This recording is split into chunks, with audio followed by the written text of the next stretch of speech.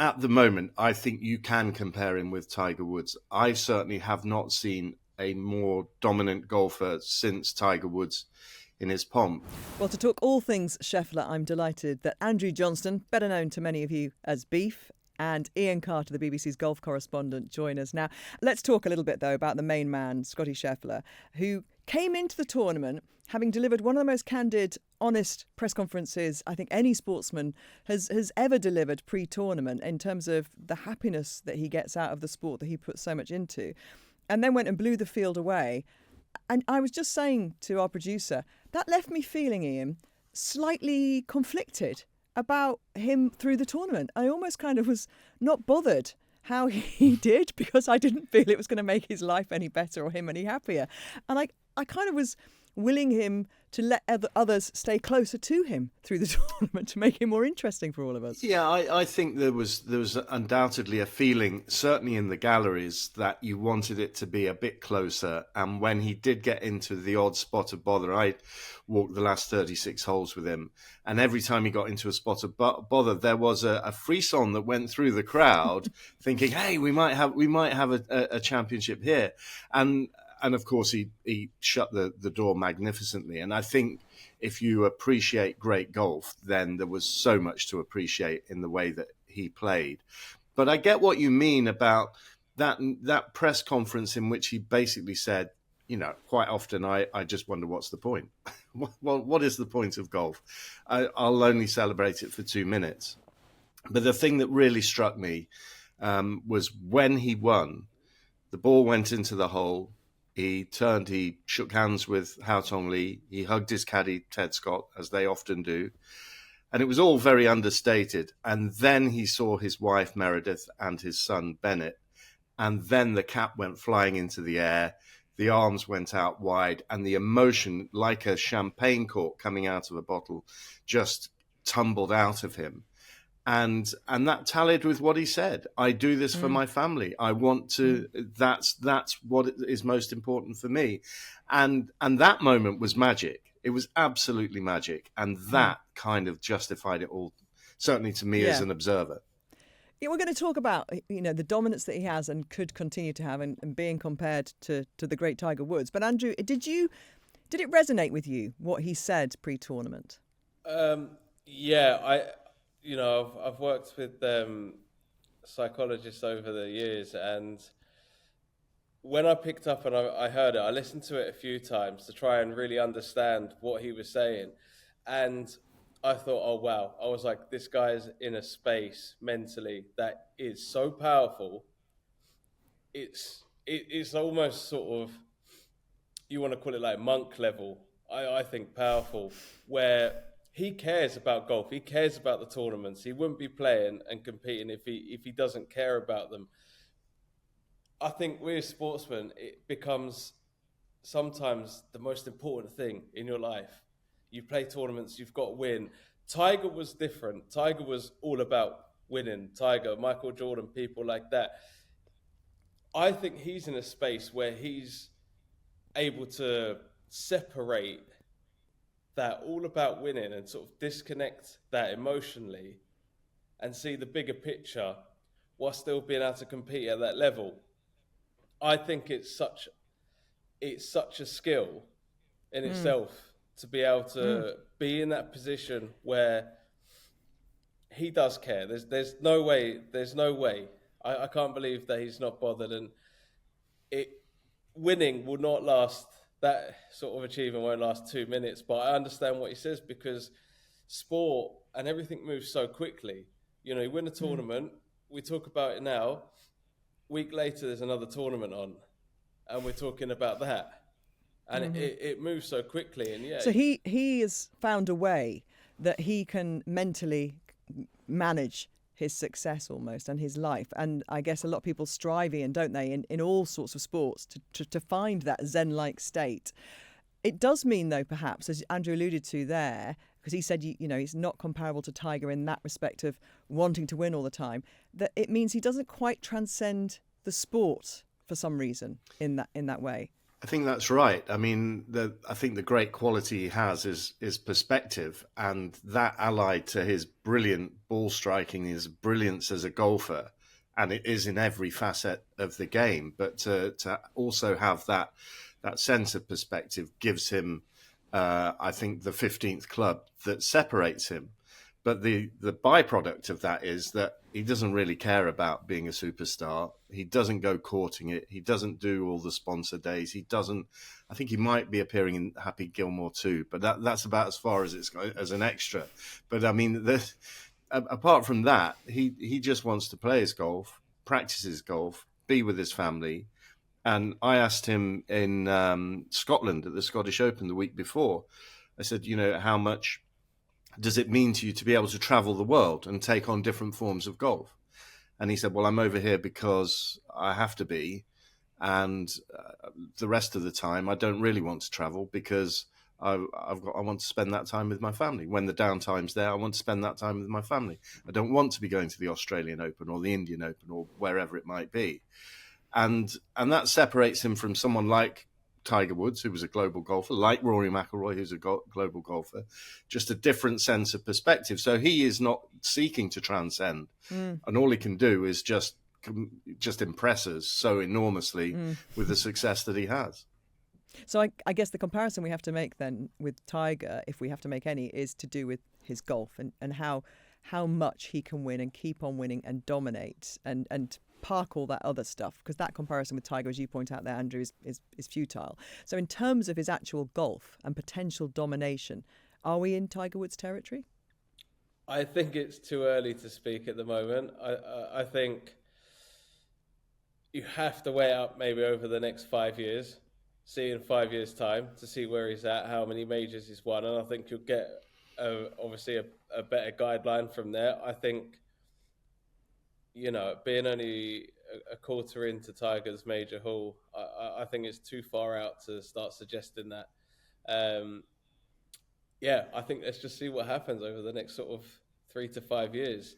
See if he's won any more majors, how many other tournaments as well, and we can kind of make a judgment from there. But I haven't seen anyone since Tiger dominate tournaments and look so comfortable in major events since Tiger. So if we're breaking it down, Ian, Justin Rose said that the ability to close out tournaments is what separates Scottie and Tiger. Explain a little bit more about that comparison. What he's saying that they differ in terms of that ability to close out tournaments, because I think that I think he might be drawing the comparison that they both know how to draw out. Yeah, absolutely, and that's what I would say, because the key to your question was at the moment. And at the moment, I think you can compare him with Tiger Woods. I certainly have not seen a more dominant golfer since Tiger Woods in his pomp. And you look at the other events that he wins. When Brooks Koepka was winning his majors in a quick spurt, he was doing nothing on the PGA Tour. Whereas, and Rory McIlroy went that 11 years without winning a major. But Scheffler is winning the biggest tournaments he plays week in, week out, whether that's the majors or it's the Players' Championship. He's the first player to successfully defend that. He wins signature events for fun. The only time he's been out of the picture was when he was recovering from that self-inflicted injury at Christmas time. Since he's fully recovered from that, every single tournament he turns up at, he is the man to beat. And that's what the case was with Tiger Woods.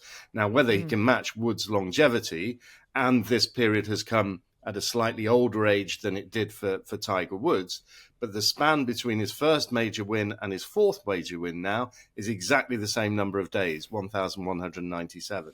So he is winning at Woods-like rate. And I think the fact is that he does have that clinical ability, and maybe it's through the perspective thing, or maybe it's just because he knows he's better than everyone else. But in the way that Tiger Woods knew he was better than everybody else, he can shut the door on fields. And when he wins big. All his major wins have been by 3 shots and more. And he is now just one win away from a career Grand Slam. And as we all know and had history kind of reminded to us when Rory did his career Grand Slam at the Masters earlier this year, he's going to join only 6 golfers who ever achieved that. That's entirely feasible from what you've just said there, Ian. I think so. Shinnecock Hills next year, which is as near to a sort of link style of golf that you're going to play, and he's just played link style golf very, very nicely. Yeah, he'll be the hot favourite. You know, assuming fitness and form, he'll be the hot favourite at that US Open, and that will be the conversation in golf. And he could shut the door on a career Grand Slam in the blink of an eye, really, when you think how long it's taken Rory McIlroy. And that's what the absolute greats of the game managed to do. They all did it in much shorter windows than McIlroy was able to do it in. And that's not taking away from McIlroy's achievement, but it does speak to where Scheffler is in the golfing firmament at the moment. And you just there, Ian just mentioned, Andrew, that he started this dominance a little bit later than Tiger. Bryson DeChambeau actually said that he was bang average in college. And so there's been a journey, there's been a progression. Something's happened to his game. Can you kind of pinpoint for us what that was? The putting's the most obvious by far, because, you know, I remember seeing him at the Ryder Cup in Rome, and he just started working with Phil Kenyon there. And, you know, I spoke about that a lot. Coming into a Ryder Cup with a new putting coach, that timing was pretty bad to try and implement new techniques and new ideas in a Ryder Cup and stuff. And he didn't putt that well that week, but you can see the improvement he's made. I think he was first in strokes gained last week with the putter. You know, watching him on Sunday, some of the par putts he held early on in that front nine to keep things ticking and stuff, and keep that lead. I think that's been key, because his ball striking is so good, and now he's put that together. I think everyone knew if he starts putting well, rest of the field's in trouble, and it's proved that. And it's just for the rest then, Ian, as Rory intimated, to try and topple him. Yes, I mean, I wrote my column on the BBC Sport website for this week on basically what is Rory McIlroy's next Everest. He was talking about, you know, what is my next challenge having completed the career Grand Slam? Well, it's abundantly clear that challenge, that Everest, is the giant that is Scottie Scheffler. And, you know, if McIlroy's looking for motivation, for a target to work towards, it's to be able to challenge and try and overhaul Scottie Scheffler at the top of the world rankings. But the gap between McIlroy and Scheffler as 2 and 1 in the rankings is the same as the gap between McIlroy and the player who's 36th in the rankings. So that just shows you how statistically dominant Scottie Scheffler is. He's 20 odd points, and then McIlroy's around about 12 points, I think, off the top of my head. But it's, you know, that's the scale of the dominance that Scheffler's got right now.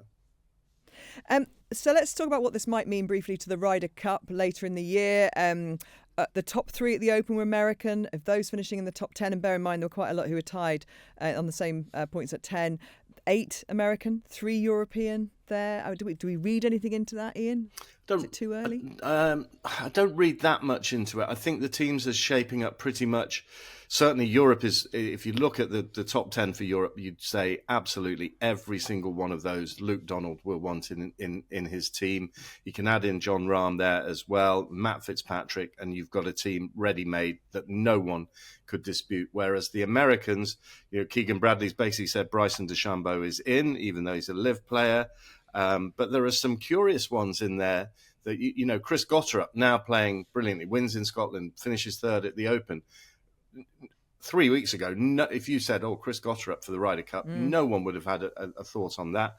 And the other massive issue is Keegan Bradley is number 10 on the list. He is among the top 12 players in America. Is he going to pick himself? And it sounds like he will. And then that throws everything into flux. Yeah, because if it does, he's not allowed to coach while he's playing, is he? Well, he's not allowed to. What does it limit? Well, it limits his ability to, if he's playing in the morning, who's picking the pairings for the afternoon? I mean, it's as simple as that. I was reading in the Daily Telegraph that there has been an agreement that if he does play, then a nominated vice captain can go and give advice to the other players, because under the rules, only the captain can go up to a player and say, listen, this hole's playing longer than it looks, or whatever. So they're already making alterations there to the rules to accommodate the potential for a playing captain, but it's just everything around it that I just think is going to really make it very awkward for Keegan Bradley and for the American team.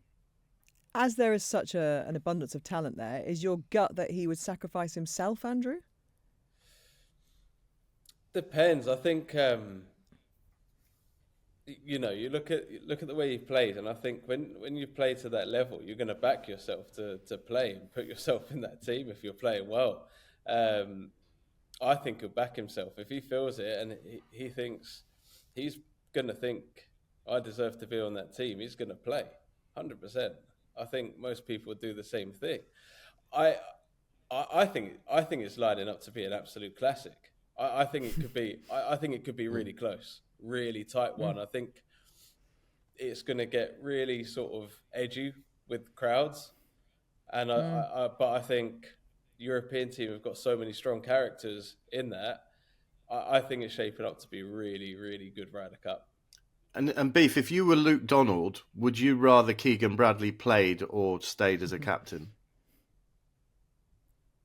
I mean, again, I think it depends who comes in for Keegan to captain. That'll be Jim Furyk.